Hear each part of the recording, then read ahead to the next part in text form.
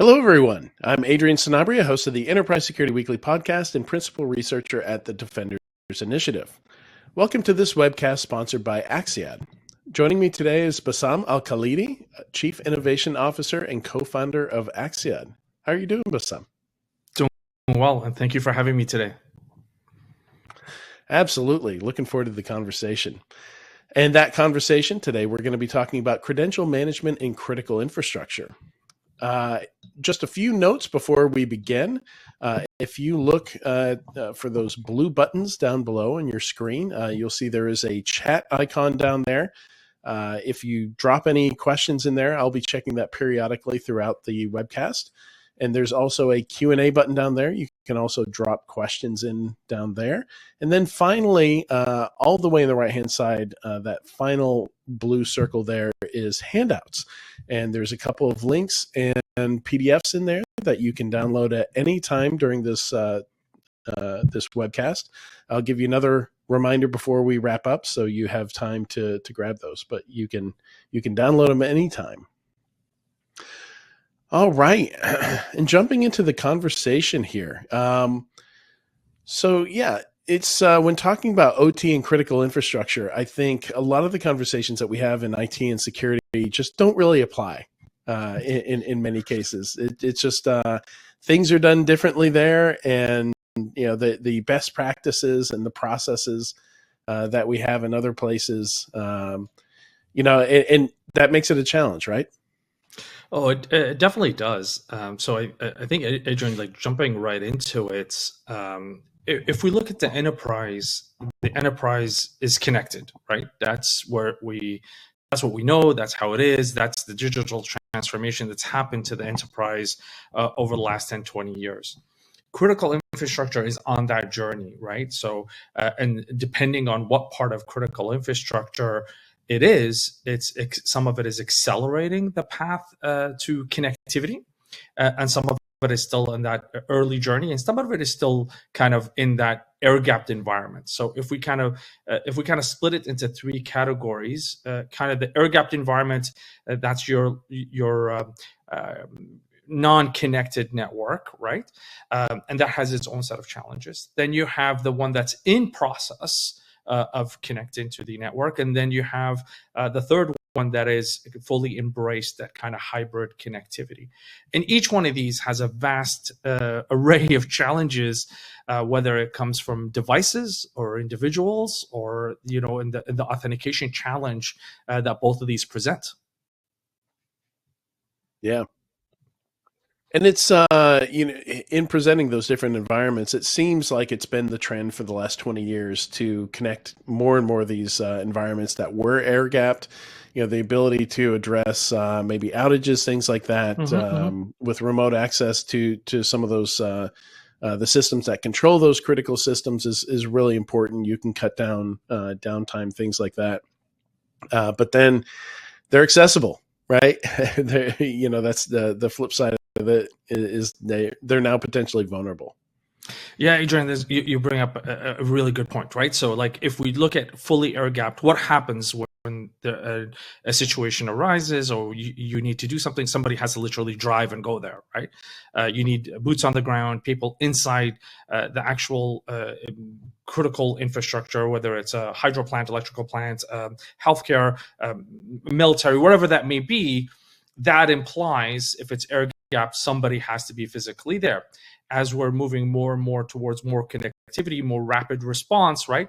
That's the second model that I mentioned, which is the kind of the hybrid approach. And that means, we have people remote logging in, whether it's through kind of RDP, VDI, VPN, whatever that kind of still that technology that is required. And then the third one is the ones that are on that path and kind of really embraced the hybrid mode is really connecting through cloud native tools. If we look at each one of them, even the one where we look at, somebody has to drive in, you still have threats from insider threat, from you still have other threats that you need to protect, and therefore authentication is critical and key even in that environment. But that, as you mentioned, right, it exponentially becomes the moment it has a path to reach outside. the authentication need jumps through the roof. Why? Because if somebody can remotely log into a system, what they can do is really create a lot of issues, right? And whether it's with the system being hacked and data being stolen, whether it's denial of service attack, whether it's an adversary that's just looking to wreak havoc, whether it's ransomware, and we've seen attacks like that over and over, and that's why the authentication challenge becomes really a critical item. It's not just the authentication challenge that becomes an item, it's the identity and creating that identity for that individual from cradle to grave. What do I mean by that? Now we onboard people remotely, and that onboarding is also a challenge. So if we look at it from an authentication perspective, there's three pillars. You got one pillar, which is how do we know really that is that person, kind of from an identity proofing to get them into their authentication journey. Then after that, the authentication and the authentication itself. Not all authentication is created equal. I'm sure we're going to talk about that. And the last thing is kind of on the authorization part, with all the with that, with critical systems still having legacy systems, and then some of them are cloud native, some of them are hybrid. Not all of them accept the same level of authentication, so that could create a challenge on its own. So then you need systems that can monitor who, when, why, how, and there's a ton of products out there that do this. But how do you correlate all that data to make sure this is the right person? They're authentic. This is the individual. Their authentication level is great and is sufficient, and what they're trying to access and what they're trying to do is appropriate to their authorization or to their actual job function. And each one of these has a myriad of challenges that hopefully we can discuss today and look at how we can, what to look for and how we can help. I imagine in a lot of these cases, for anyone who's done some research on Shodan, and you find some of these VNC systems, like there's not even any authentication. It's an already logged in session, just sharing its screen over VNC, and you can connect. And there's the controls for a water treatment plant or something like that. So here, in a lot of cases in IT, I think it's, do we have MFA enabled across everything? I imagine with critical infrastructure, it's more of a, everyone uses the same system account for something, right? You have shared accounts, you have, like maybe there's a password for something, it seems like maybe they've got a little bit further to go. To get to that same standard that you would have in IT. And I'm not even sure that you, that's achievable with some of these older systems as well, right? Like how much of a challenge is that, where you just come across systems where, maybe you got to put mitigations in place. Like it's not going to connect to the SSO, to the IDP, right? You're absolutely correct, right? So I think with the difference, one of the key differences between critical infrastructure and kind of just a standard IT or an enterprise or a kind of deployments or infrastructure, the main key difference is some of these critical infrastructure, the time that it would take to upgrade is not as simple as we think. And as you mentioned, and that's why they have legacy platforms, and they have also kind of inherited security risks from these legacy platforms. So what do I mean? I'll give you a concrete example. If we look in the IT world, we're all familiar with Patch Tuesday, right? It's something comes out, we all look at it, IIT teams look at it, and then they deploy it enterprise-wide, and they have automated tools for that, et cetera, et cetera. That sometimes is not an option for critical infrastructure. Why is that? Because if you push something that hasn't been tested, if it creates an outage, that is a major issue. Think of it as a power plant. If you push a patch and it shuts down the power plant, that's not something, and then you miss your SLA to the federal government. That's not something you do. A water treatment plant, you push something that could create one system to go down, and that could create a major issue with the water and with the water supply. And I think the bigger issue now in these days is the interconnectivity or the spider web, the fabric of spider web that we have between all these different critical infrastructure points. So now with one of them going down, what it could do is not just that one could go down or that one could have an issue, it can have a ripple effect and pull them all down. Mhm. So then what Cascading, happens? yeah. Right? The cascading effects across the board. So then what happens? How do you do it? How do you deal with it? And some of it, I think you already alluded to it, right? And you kind of pointed at it. Then is what mitigations do you put in place? Okay, I can't connect this system, or I can't upgrade this system to connect my my IAM to my SSO or to X or to Y or to Z. Then what you want to look at is, well, what type of authentications are natively supported by the platforms that we have?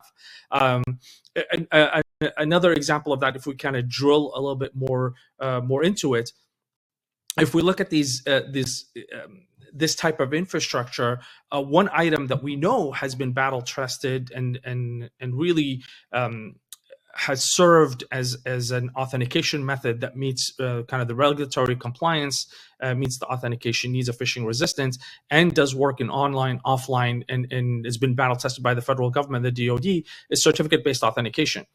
If we look at how that works, first of all, it's been supported since Windows 7 and above. With Windows, it's supported natively with Mac and Linux.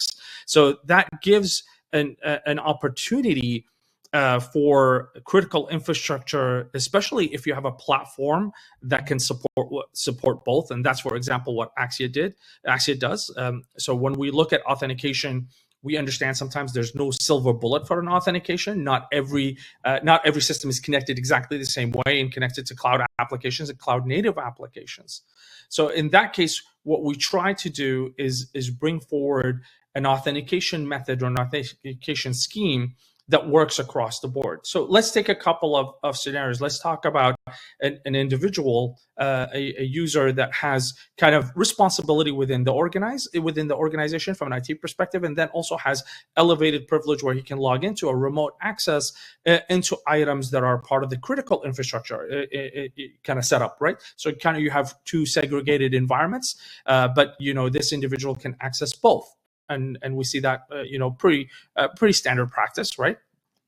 So this individual may have, for example, a FIDO2 authenticator to authenticate to Azure or to their SSO or to their IAM, which is becoming more prevalent and kind of standard practice for phishing-resistant authentication towards a passwordless path or a passwordless future. But if we go then and now we want to do an SSH or do an authentication via an RDP or via VDI that may not support FIDO2 because the backend doesn't support the backend server, that could create an issue. So then some of the things that you were talking about, the mitigation, that you start to implement workarounds to make it happen. But in our case, because we can do both at the same time, so we can have a FIDO2 authenticator for the individual on the same exact authenticator, we can load an X509 certificate or do certificate-based authentication. And now what happens is, as an individual, I am using my FIDO2 for my day-to-day application, logging into email, SSO applications, whatever that may be, through Azure or other infrastructure that I may have. But then when I want to do an RDP, VDI, SSH, or authenticate to a Linux server or a backend server, now I can use my certificate, which is passwordless and phishing resistant, and it allows me to authenticate securely to that infrastructure, right? So first of all, it segregates the authenticator. I'm not using the same authenticator for both, right? I'm using my FIDO2 across the board for which is a phishing resistant authenticator across the board for all my enterprise. And then when I'm elevating my privilege, I'm using also a strong credential that's phishing resistant. It's battle tested by the DoD, by the federal government.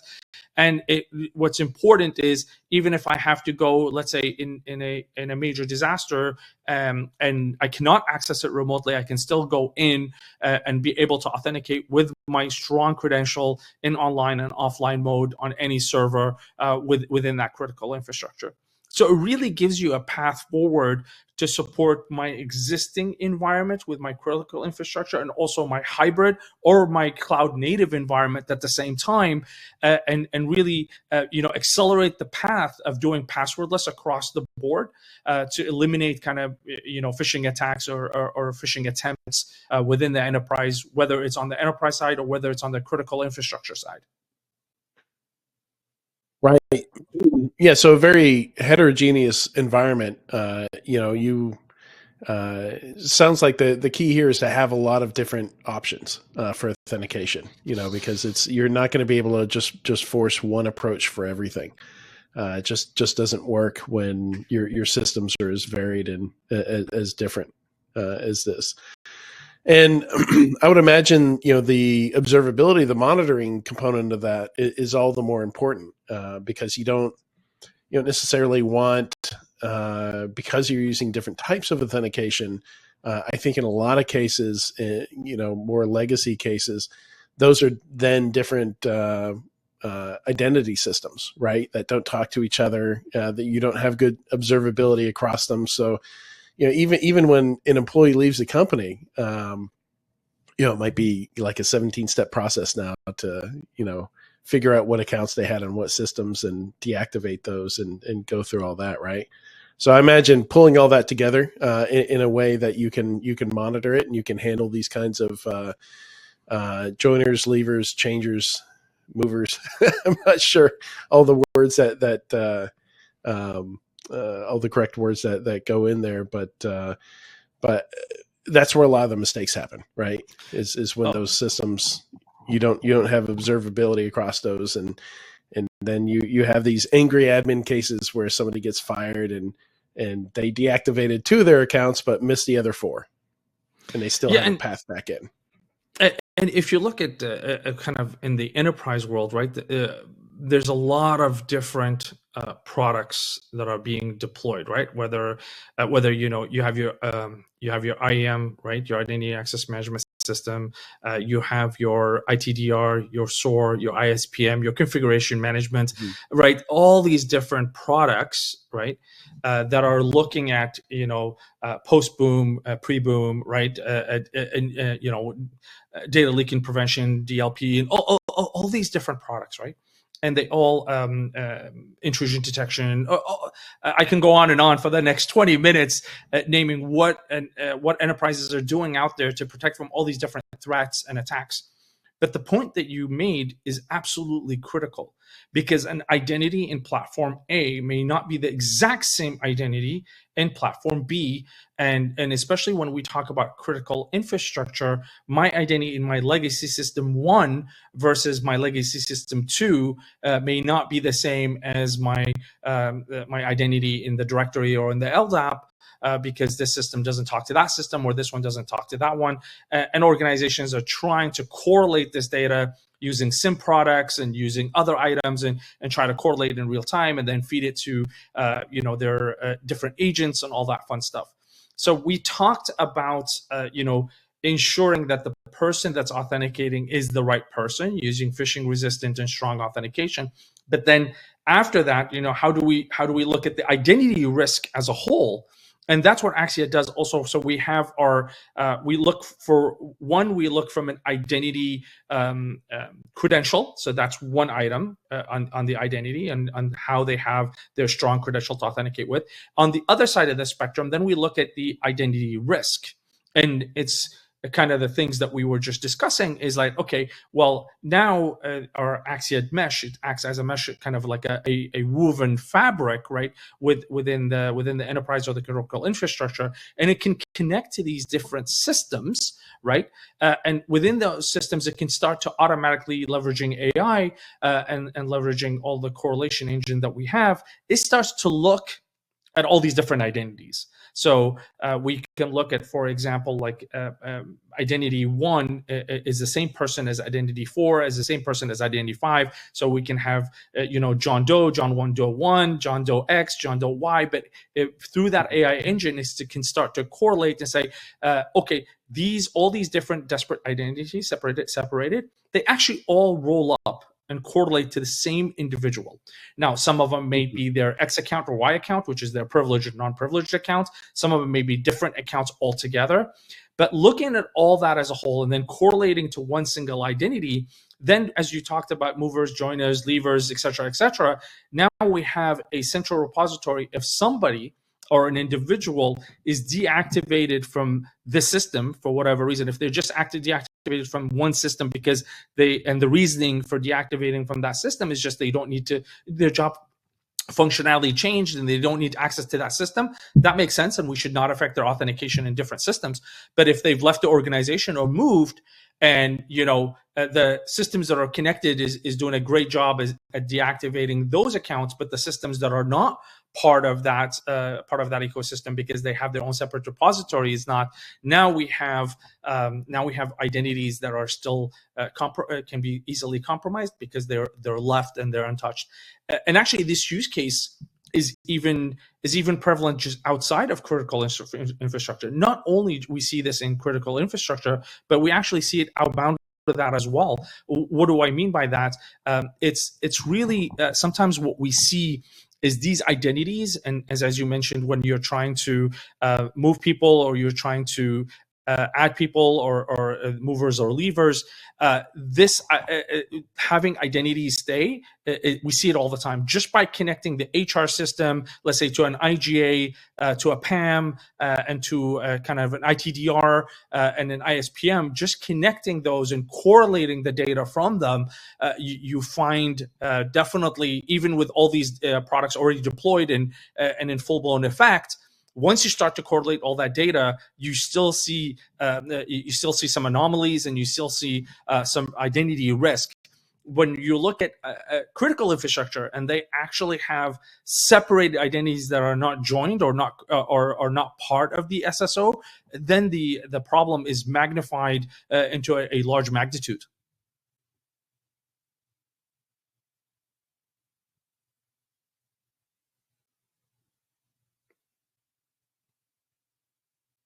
Sorry, Adrian, can't hear you. So,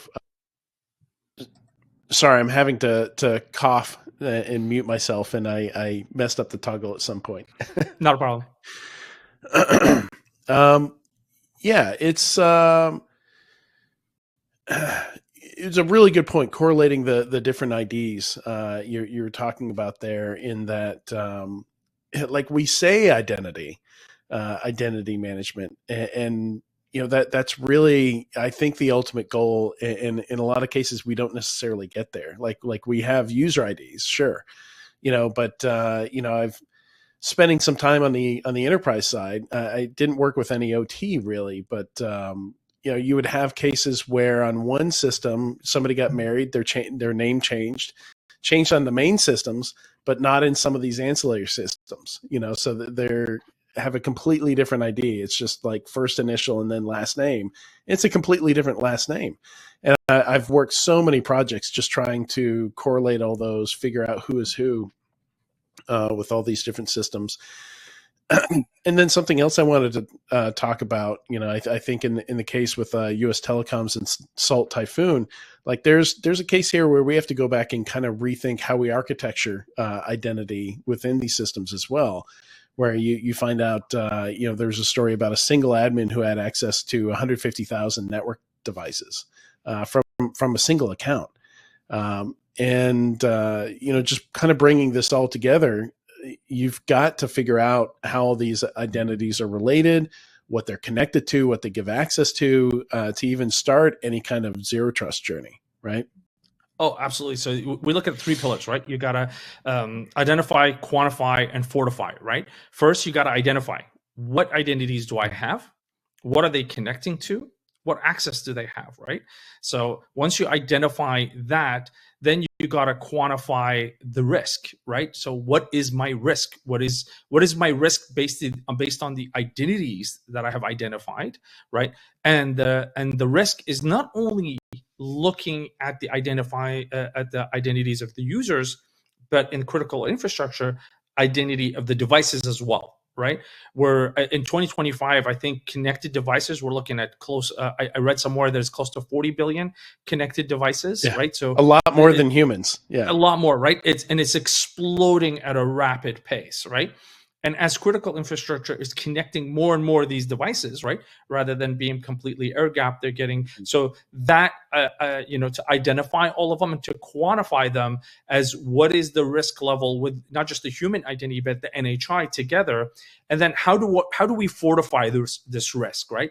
If we look at that example that you just mentioned, the single admin having access to a massive number of devices, well, why do they actually need that? Is that part of it? That's part of the the identify and quantify, and then part of the remediation. We need to look at, well, what is the least amount of access do they have? Standing privilege. We can't have standing privilege anymore, just sitting there. And unfortunately, in critical infrastructure, standard privilege is in most cases is what's available, right? An admin is an admin on that system and is an admin, right?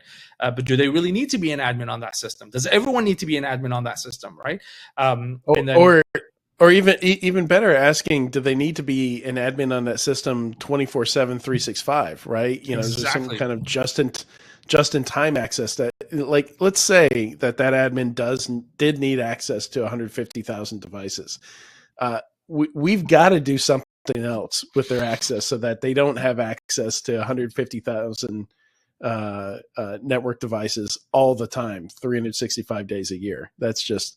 It's too much risk in your, I think that's that middle tier that you have, like determining the level of risk. We got to find some other way of giving them access to those systems where they're not, the loss of that single username and password isn't, so potentially damaging.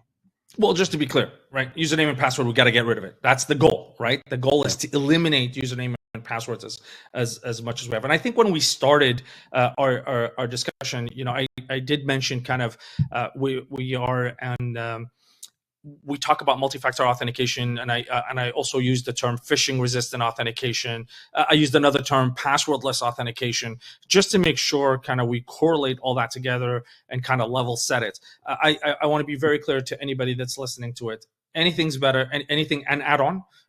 Anything better is better than just using a username and password. I think so. Any type of MFA is a step up, which is a fantastic move forward. But unfortunately, with the state we're in, and now with the introduction of AI and other tools, the basic MFA, if I may say, or traditional MFA is not good enough. So what would I put in the category of basic MFA or traditional MFA? I would put that in the category of, like, for example, when you want to authenticate to a website, you put your username and password, and then it'll tell you, oh, I'm going to send you a code to your mobile app, or it sends you a code via email or text.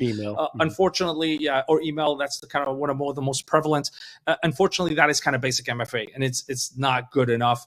And even NIST and CISA are very clear that does not count as phishing-resistant authentication.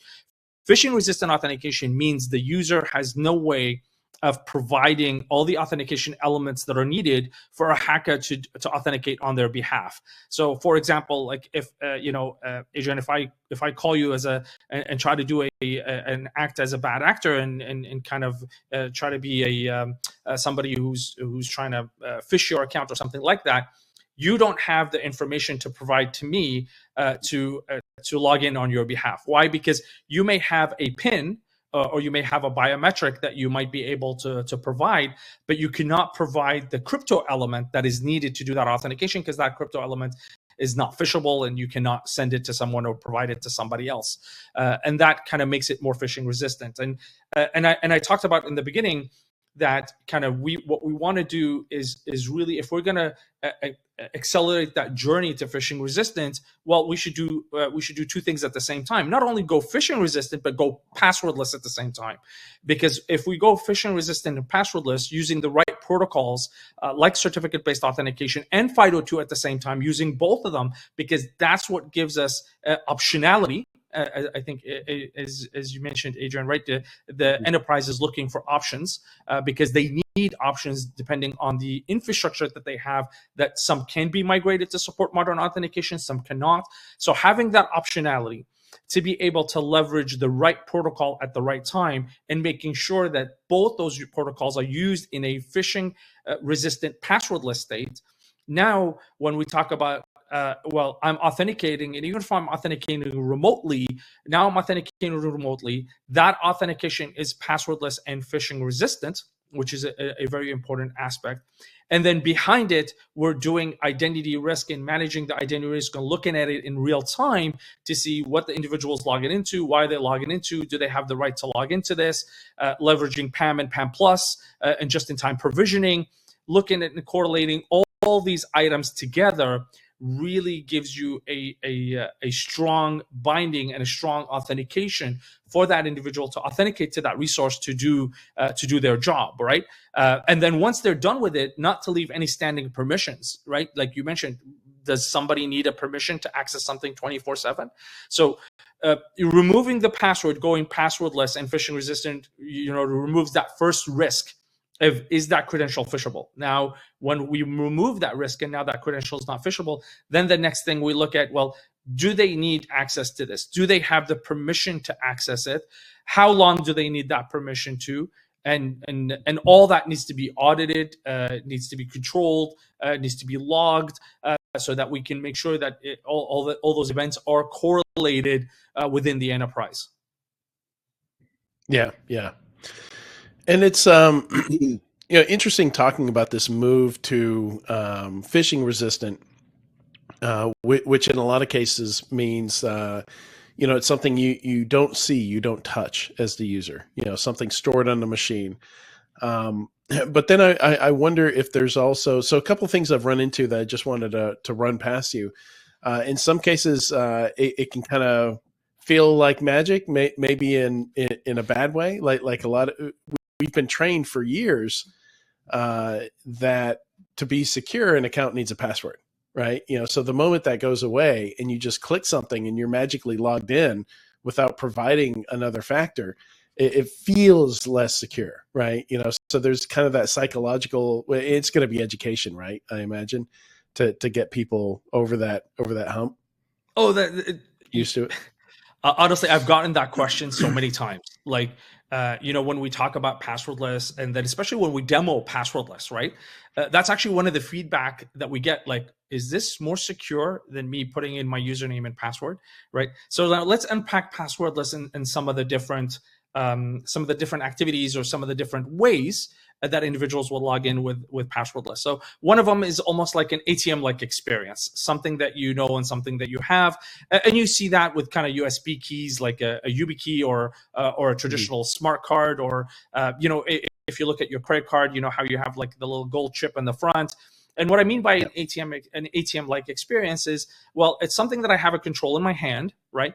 And then I'm going to use that. So I'm going to insert it into my endpoint, into my device. And then I'm going to enter a PIN that only I know, right? And because that PIN does not get transmitted over the wire, it's not sent to a backend, it's actually being authenticated on the chip of the hardware itself.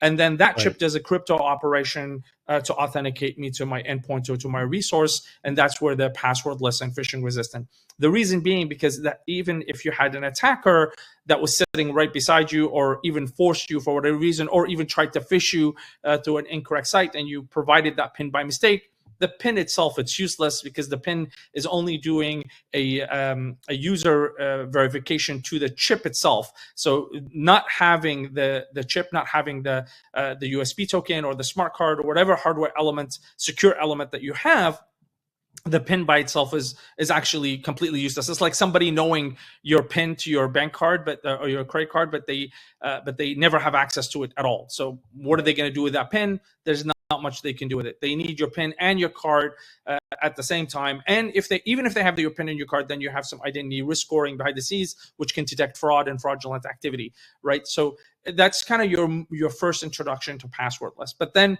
let's go into different types of passwordless. Like, for example, if I use my trusted platform module, my TPM inside my laptop, that seems more like magic, right? Because now you have all your crypto operations happening in your TPM, in your trusted platform module. And me as a user, I just walk into my laptop and I can enter a PIN, or I can enter my biometric, my fingerprint, or just facial recognition.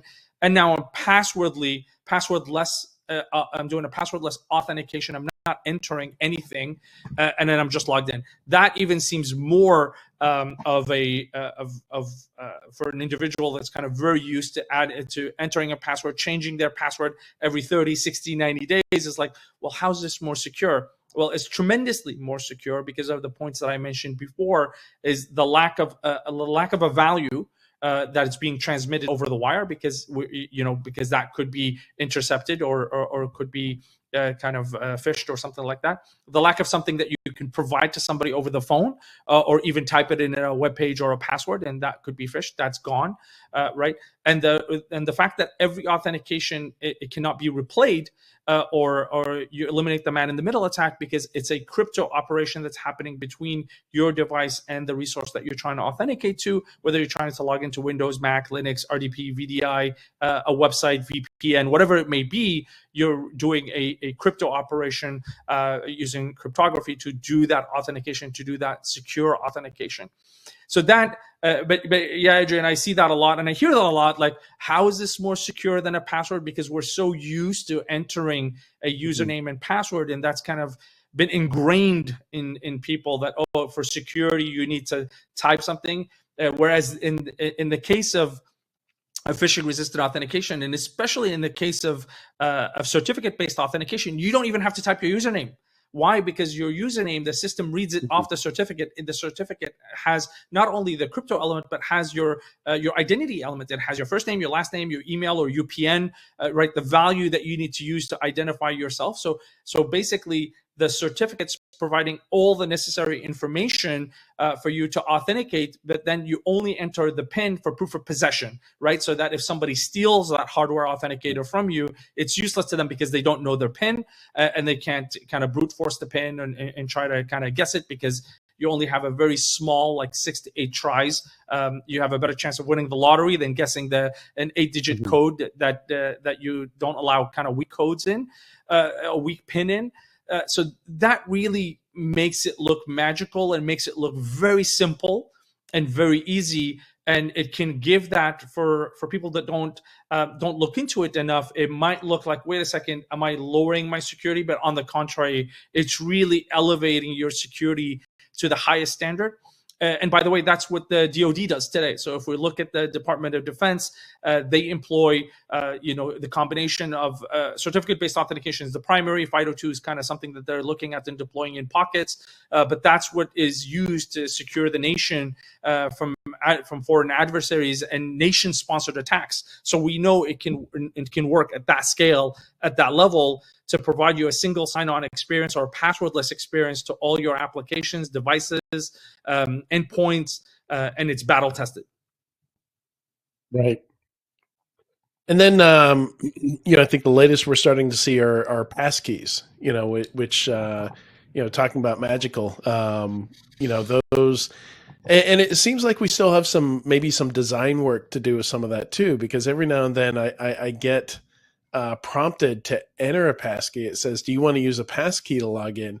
And I say, sure. I don't know if I actually have one, but let's find out. And it comes back and says, yeah, you don't have a passkey for this site. Maybe it's on another device. And it asks me if I want to log in with my passkey from my phone, because maybe the passkey is stored on my phone. So I scan a QR code and I try and log in from my phone. No, there's no pass. So it turns out I never created a passkey for the service, but there's this kind of like, because I don't ever see it or like at some point I create it and I put it in my password database, right? Like that's where most of my passkeys live. But then some of them live on the device. Some of them are in Windows Hello. Some of them are on my iPhone. It seems like that's something that as an industry we need to try and figure out, because I've now spent 5 minutes trying to log into the site using a passkey that doesn't exist. Oh, how much time do we have left? Because passkey is a topic on its own, and I want to be very clear. At Axiad, we're part of the FIDO Alliance. We're big supporters of FIDO2. We believe it solves a tremendous amount of pain point and security, and especially it provides phishing-resistant authentication as well. As I mentioned, the two protocols today that can offer that are FIDO2 and CBA. But like you said, there's still some growing pains. I think in the consumer world, FIDO2 is a major step up. Like if you look at in the consumer space, using username and password, what we've gotten accustomed to in the consumer space, right, is a passwordless experience. I want to be very clear on the word experience, right? So what do I mean by passwordless experience? Because what we've been used to is I go to my mobile device, and when I want to authenticate to app A or app B or to a specific application, I want to log into my bank or whatever the website may be, I'm used to putting Touch ID, Face ID, or biometric or fingerprint, and I authenticate. So that gives the feeling of I'm authenticating without a password. I'm doing passwordless authentication because I'm using my biometric.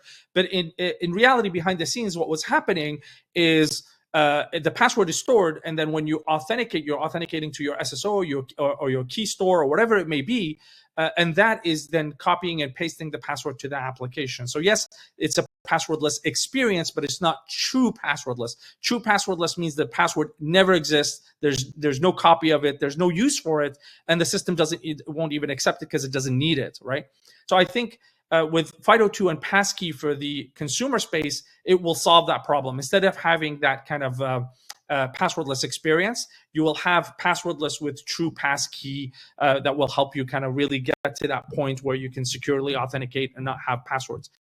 In the enterprise, it's exactly what you're seeing, right? In the enterprise, there's some complexities that will be hashed out and will be sorted out soon. Some of those complexities, as you mentioned, is you have a passkey for Microsoft, you have a passkey for Apple, you have a passkey for Google, right? So you're creating passkeys in these different ecosystems, but you can't use one passkey across the board because there are some use cases where I can use it here, but I can't use it there. So that's one issue. And also syncable passkey creates a risk as well, because now where is my passkey stored? Is my passkey stored in the corporate network? Is it stored, if I'm using BYOD, if I'm using my personal device, is the passkey stored in my personal iCloud account? Like, for example, it's not a corporate account, it's BYOD. So I might store it in my personal one. I think with working with FIDO2 and with the community, what we'll see is the adoption or the accelerated adoption of FIDO, but with enterprise attestation, right? That's why I said, how much time do we have? Because that is, I would say that's for another topic we should go in, Adrian, because I think with enterprise attestation, we're going to see FIDO's appeal for the enterprise really skyrocket, because it will give you a lot more of the necessary elements that you need of who, what, how, why, when, all the things that we need from an audit and compliance that you need to use FIDO2 across the board for anything and everything. There are some use cases today in the enterprise, for example, if you're using FIDO2 for Windows Hello, as you mentioned, or using FIDO2 to authenticate to Azure. I think those are concrete use cases, and a lot of organizations are deploying it today. But there's still a lot of use cases that it's not supported today. But with enterprise attestation plus passkey, plus the security elements that we can wrap around that with that enterprise attestation, I think we can, make it more prevalent to support more use cases within the enterprise. I think we'll get even a better and faster and wider adoption of FIDO2. Until then, right, and that's why from Axiad, what we're doing is we plan to support the next generation of authentication, which is really to provide phishing-resistant authentication with certificate-based authentication and FIDO2 enterprise attestation level. So providing both these options, one, to give optionality, and two, to cover all the use cases for everyone, not just for users, but for NHI as well. And now we can support everyone and everything within the enterprise. Overlaying that all with our identity mesh, with Axiad Identity Mesh, which allows you to kind of really connect to all the different data sources and all the different elements within your organization, and kind of aggregate and do the consolidation of your identities, even the identities that are that might look different or not belong to the same one, but correlating all that to put a risk score to it, and I think that really goes down the path of solving a lot of these key issues that the enterprise may have. Mm-hmm. So we do have a few questions here that have come in from the audience. The first is pretty straightforward. Do you think AI is a threat at all when it comes to MFA solutions? I don't think it's a threat. I think it's a major threat, and this is why basic MFA will have a In major terms of phishing? challenge. Oh yes, absolutely. I'll give some basic examples. Previously, if we look at some of the phishing attacks, right, they were very easy to spot. Right, you would look Yeah. at it, not written well, not this, not that. Now with the AI, you can have a targeted attack that's amazing. If you can get a couple of emails of what this person wrote in the past, feed them through an AI engine, create a targeted phishing attack. It sounds like the person. It has the same kind of look and feel. You can do it in any language at any time. It's amazing, right? I think AI creates a tremendous challenge. First of all, from a phishing perspective, if you don't have any type of MFA, it will wreak havoc. If you have basic MFA, it's better than nothing, but it's also, we see it every single day. Some of the examples that we see internally in our organization, I get some of the examples that our IT team sends me that has my email account information in it. And I'm like, wow, this is written really well. Like, I clearly know I didn't write that, but it really looks and feels and sounds like me. It's really amazing. And so it's great from our perspective. We use phishing resistant authentication, but if we didn't, it really looks great. So just imagine that at a mass scale. It really affects the way you combat AI, because if you look at a lot of the training, when we look at training and cybersecurity training, what you do with the enterprise, that's one of the things they teach you how to spot phishing, is to spot like kind of these anomalies, spot how it's not written, look at the email address, look at this, look at that. But with AI now, hackers can simply, in a touch of a button, kind of solve all these problems. So now you have to educate at a much higher level, or the right way to solve it is really to deploy phishing-resistant authentication to eliminate these hacking, these phishing hacking attempts. Not rely on the employee to be an amazing investigator, right? Like every employee just cannot fulfill that role. I don't think it's realistic, to be honest with you, right? We can't put the burden back on the end user. The end user is already, we're all asked to do more with less, right? So every organization is going down that path, looking at operational efficiencies, looking at accelerating growth, whatever, or keeping the lights, whatever the mandate is. We all have a lot to do every single day. The last thing you want to do is put the security burden. Of course, you want everyone to be security cautious, and everyone to be security vigilant, and everyone to act as part of your cybersecurity team. But you also have to give them the tools that they don't have to spend, every email investigating and look at it. You got to give them the tools to help them eliminate at least the not just the basic, but the moderate phishing attacks. And then we've got another question here that I'm going to try and rephrase.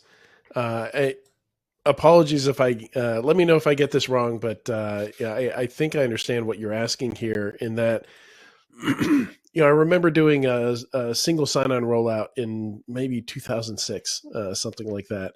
And back then, we thought the goal was going to be to go to One ID, and of course that never happened. And the question here is that still the goal, or are we kind of accepting that we're going to have different IAM systems?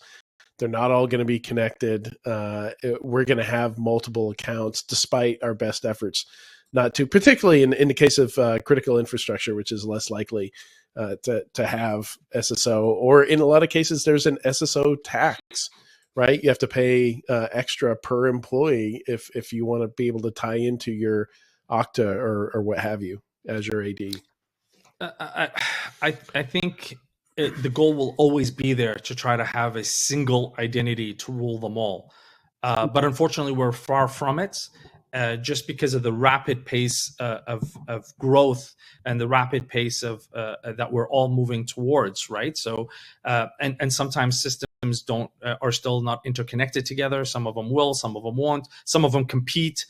Some of them, do the same thing. So I think that's we see that as a goal, But the reality is, if we look at the state of affairs on the ground today, that is not the case. The multiple identities is still prevalent, even in organizations that go down that path.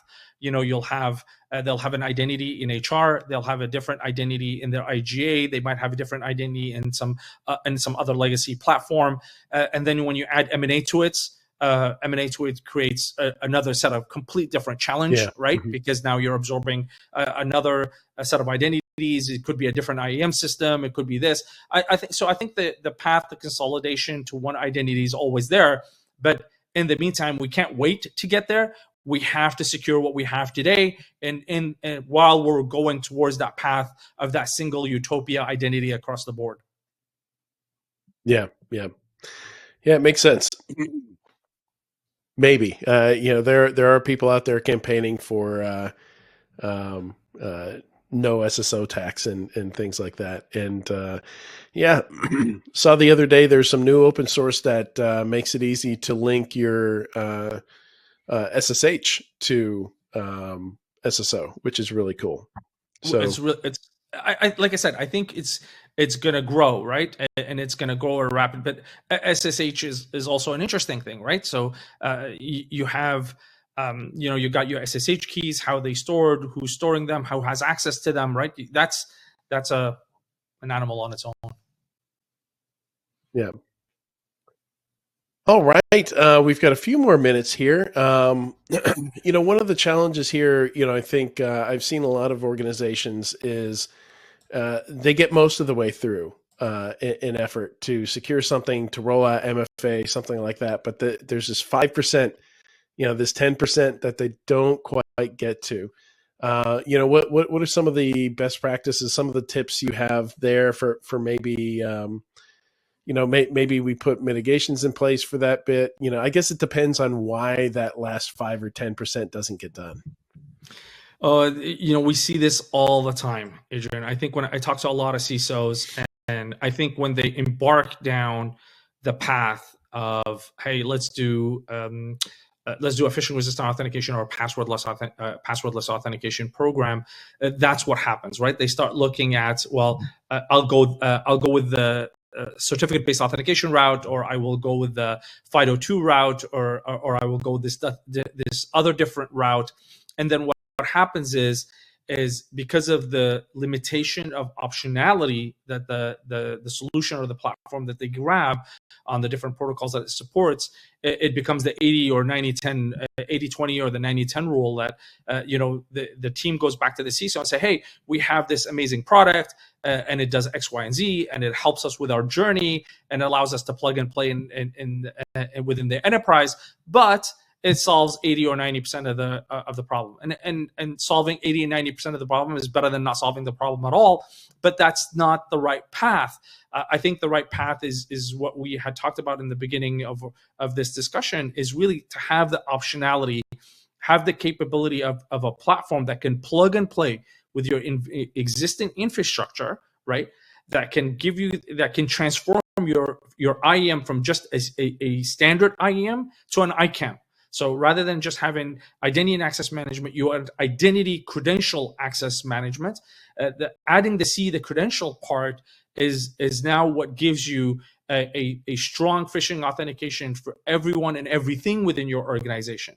That optionality that we talked about is really being able to provide all these different ways or different methods to authenticate with a phishing-resistant authenticator across the board. So you may have some users that want to use a USB token. You may want some users to be able to use their TPM, but for example, in Linux or something like that, you may not be able to. So you want a system that can not only do your authentication but manage. We talked about this a little bit. Your SSH keys, right, and be able to tie all that to the same identity, to the same person. You can have multiple domains, multiple forests. How do we secure an identity that has a standing account and like a normal account, and then has different privileged accounts and all these different multiple domains, multiple forests?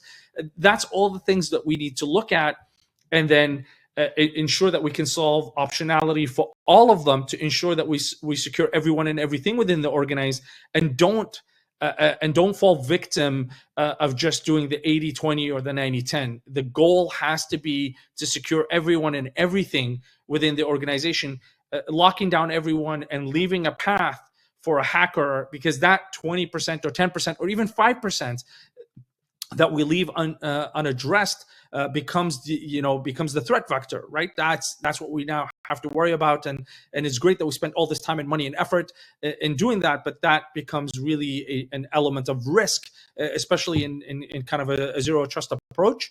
It breaks the norm, all right, and it creates a major security hole in that context. But yeah, we see that a lot, and I think it's just because sometimes is not knowing there are platforms that can give you a full ICAM, that can plug and play with your IAM and give you that turnkey ICAM solution. Not knowing that there's options to secure all these different types of authentications.